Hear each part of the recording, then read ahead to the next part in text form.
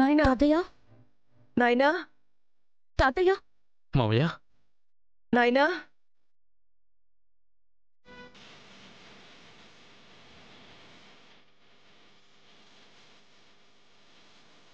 తాతయ్య తాతయ్య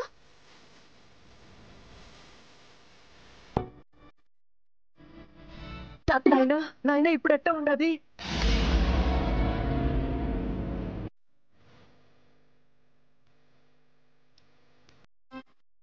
హాస్పిటల్లో ఉన్నానేంటప్పా?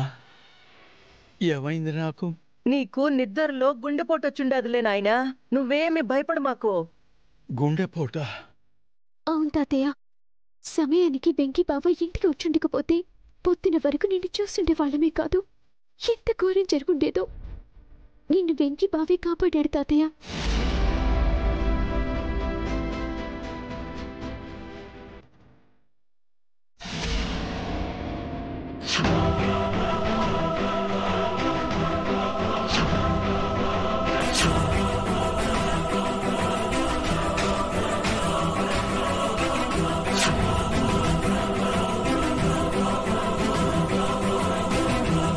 గుండెపోటు కాదే, ఎవరో మీద పడి దిండు పెట్టి ఊపిరి ఆపే ప్రయత్నం చేశారు.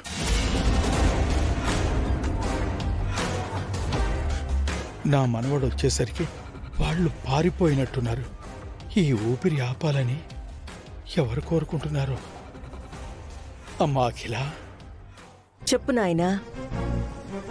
మ్యాగీ కోసం ఆ రోజు నువ్వు పద్దు పెళ్లిని ఆపేశావు.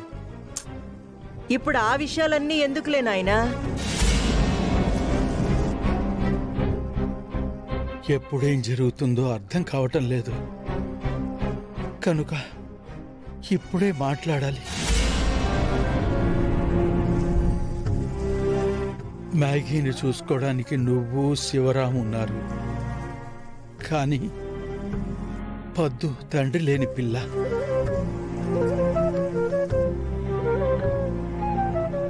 అందుకే తాతగా తనని ఒకరి చేతిలో పెట్టిన తర్వాతే నాకు చావు రావాలి అనుకున్నాను.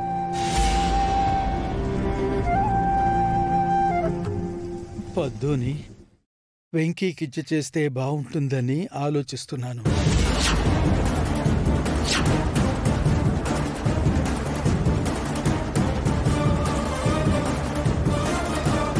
నాకేమైనా జరగరాలేదు జరిగితే వెంకీ పద్దుల పెళ్లి.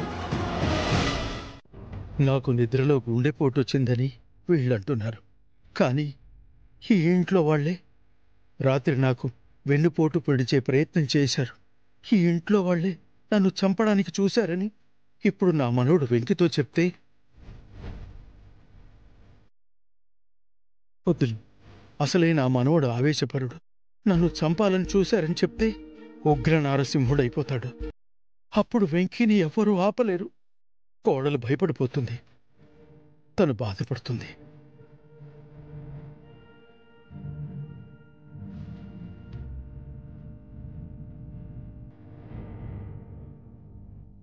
ఇప్పుడు నా మీద జరిగిన ఆ దాడి ముఖ్యం కాదు. నేను నా మనవడి పేరు మీద వ్రాసిన ఆస్తి గురించి చెప్పడమే ముఖ్యం. ఆ ఆస్తితో నా మనవడు మనవరాలు నిజమైన వారసులవుతారు. నా కోడలు గర్వంగా గౌరవంతో బ్రతుకుతుంది. చెప్తాను. తాతయ్య, ఏమైంది తాతయ్య?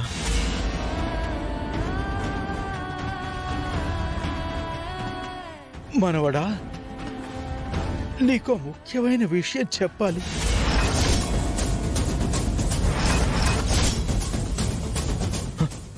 ఏంటి తాతయ్య? నేను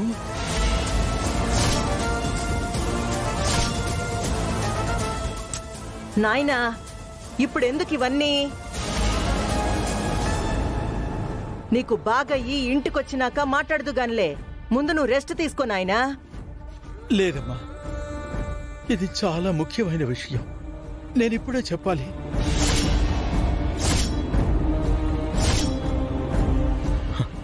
ఏంటి తాతయ్య విషయం? చెప్పండి. కష్టమైతే కడ తెరుస్తాను, కల అయితే తీర్చేస్తాను. చెప్పండి తాతయ్య, చెప్పండి తాతయ్య, చెప్పండి. వెంకీ, అది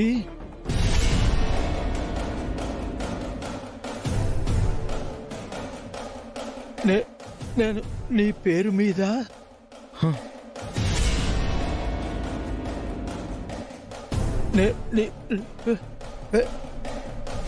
తాతయ్య తాతయ్య తాతయ్య తాతయ్య నాయనా మావయ్య తాతయ్య మావయ్య గారు ఏం ఆలోచిస్తున్నావు నాన్నా? తాతయ్య గురించేనమ్మా. సడన్ గా ఇలా జరగడం ఏంటా అని. నిజమేరా, మీ తాతయ్యకి ఇలా జరిగిందేంటని ఇక్కడ మనం ఇంతలా ఆలోచిస్తున్నాం. పాపం పద్దు తాతయ్య లోకంగా బతికింది. అక్కడ తనెంత కుమిలిపోతుందో కదా. నిజమేనమ్మా.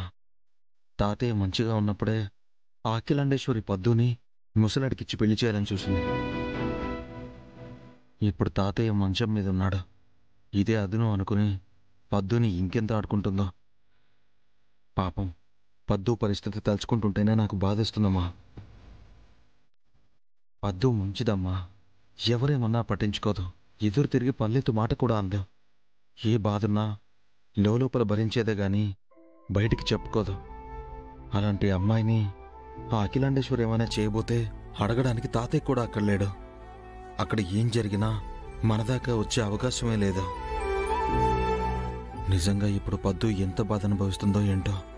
పద్దు పేరు తీయగానే తన గురించి ఇంతలా బాధపడుతున్నాడు అంటే వెంకీ పద్దుని ఇష్టపడుతున్నాడా?